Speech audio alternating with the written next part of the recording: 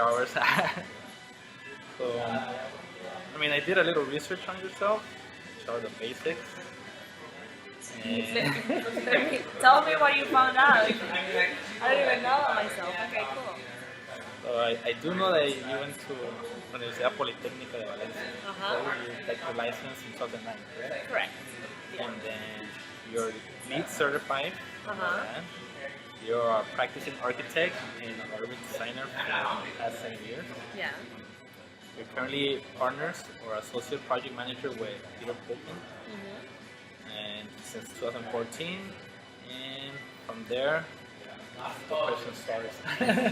So those are the basic stuff that I know about you so far. Okay. Yeah, he's right. Can you tell me more about yourself? Like, how did architecture start with you? Or how did With the me? Yeah. I don't even know if I told you about this when we first met, but well, it gets. My brother is an architect, but not that it has anything to do with it. But when I was 10, I was interested in architecture, so my brother started studying architecture. So I was 10 back then, or 11 or so, maybe 12, I forget. And I was just helping him out with all the models and everything, like being a kid, but just helping him with all the deadlines and everything for his school, right? So I was really involved since I was a kid, in architecture. My mom also at that time, she renovated our house, so she was like managing the construction and everything just because she loves it. So I don't know, I was just like pretty involved and like always like looking into design and creativity and all that. And I've always been a creative person, so I think, I don't know, between that and I like the management side of everything, I would say. So just making decisions and on the creative side and on the management side, I just like it. So then, yeah, that was I don't know, that's what I was meant to be. I don't know. Yeah. And since then, yeah, I finished high school. I knew already I wanted to do architecture. So when I was in high school, I was already taking, whatever classes were, leading towards architecture, more like technical drawing, and physics, math, and all those. Just getting ready for college, and then I got into architecture school. Yeah, and I started working. Like actually, when I was in high school, my brother, he became an architect already, so he was working for Calatrava. And I would go to the construction sites because he was managing the constructions of the city of Arts and Science in Valencia, Spain. So I would go on site and just with the harnesses and everything, go through the construction and see everything while I was in high school.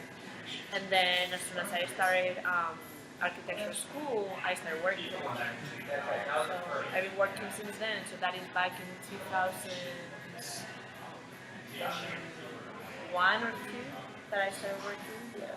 Working with your brother, correct? With my brother, yeah. So he would have projects, I would just be on site or just like, obviously drafting everything for him. And yeah.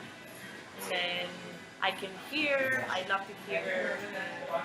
I was back and forth. And then I decided to. I'm a big old boy in a little world, and I'm searching for that special girl. So today we have I have the privilege to interview Lucia Sanjuan, Spanish architect. She received her bachelor's degrees in la Universidad Politécnica de Valencia. She's been a licensed architect since 2009. She's LEED certified, and currently she works with Peter Polkin Architecture as the associate project manager. So Lucia, how's it been your experience since you started working with Peter? Really good. Really good. Working with him, I would say we are a boutique firm, I would say. And what I mean by that is that we are pretty involved with the design of, the creative side of the entire process of a project.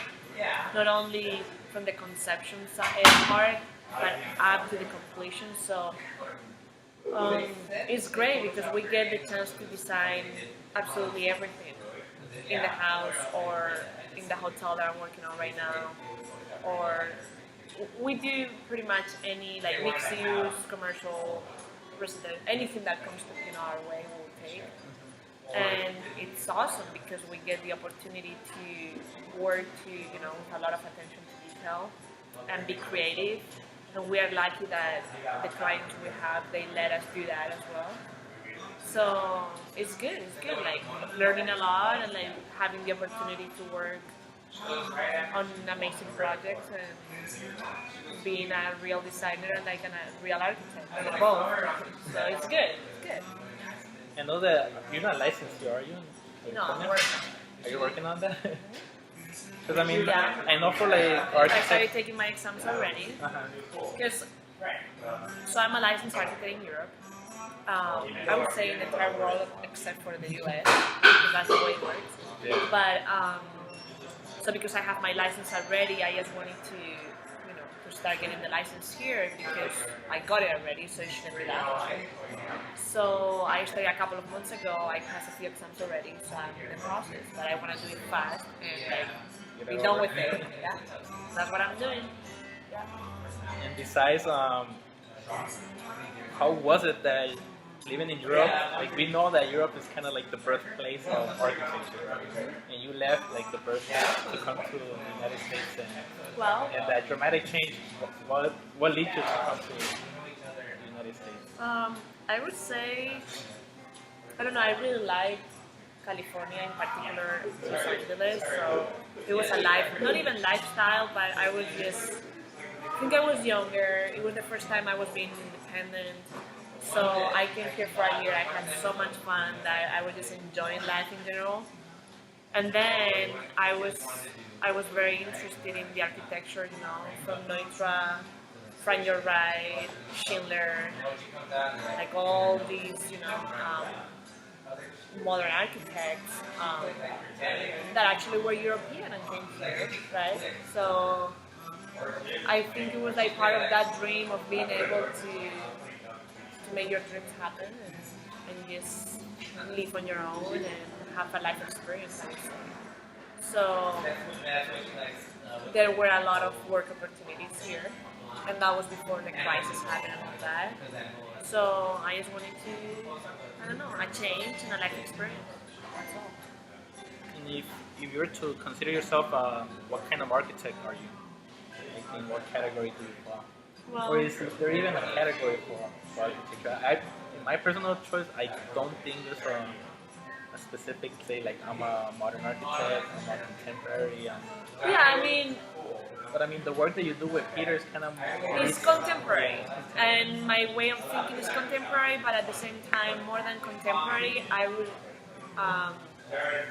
identify myself as rationalist. So I'm a very rational person, or like when it gets down to architecture. So I like combining the function of a project and the form with the rational side of it.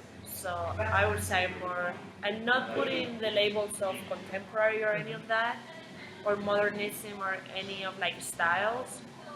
I think it's a way of thinking which is combining or like a combination of form, function, and rationalism. So if that gets narrowed down to being, into the contemporary, maybe. But at the same time, like I'm all about rational forms. So then I'm not like all these like crazy shapes and all that. That's not my style. okay. It's more like having the function or thinking of the function first, combining it with the form, and being rational about it. So the building has to work. It has to be lived in. People have to be happy in that environment, and everything has to work. Life and aesthetic. So I don't know what style that is. So going to that, I know the typical phrase every architect crosses on their path is, so for you function is before form or form before function?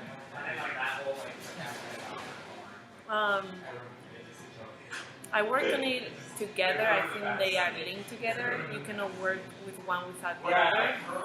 But if I had to start somewhere, I mean, I guess typically I have ideas in my head, but I start from the function. I always start from the function because whatever you design, whatever you work on has to work, and then you can start massaging. You can massage that and you can give it form, but the function I think comes first. So then, okay, now it's working, and it can be just as simple as a diagram. Right? It doesn't have to have any shape, but by doing that diagram of function, you start establishing the form because you can start from like a I don't know like an axis and then just like a central axis, or you can start like from a star, whatever the shape is, but it is a diagram, it is function, and then you materialize that function into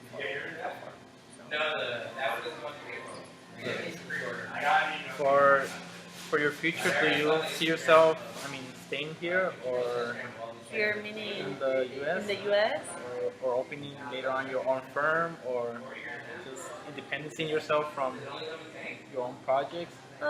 Or what Yeah, does I'm totally open to that. I think even in my nature, I'm a little bit an entrepreneur, like all my family is. So yeah, I don't know when or how or if it will even happen, but yeah, eventually. how about would becoming a professor be one of your options? Yeah, I would like. I would like. Yeah, that's nice. And my brother is a professor in college, back in Spain. And I've always been interested. Even when I was in college, I was part of I was assisting the professor. So yeah, why not? Sure.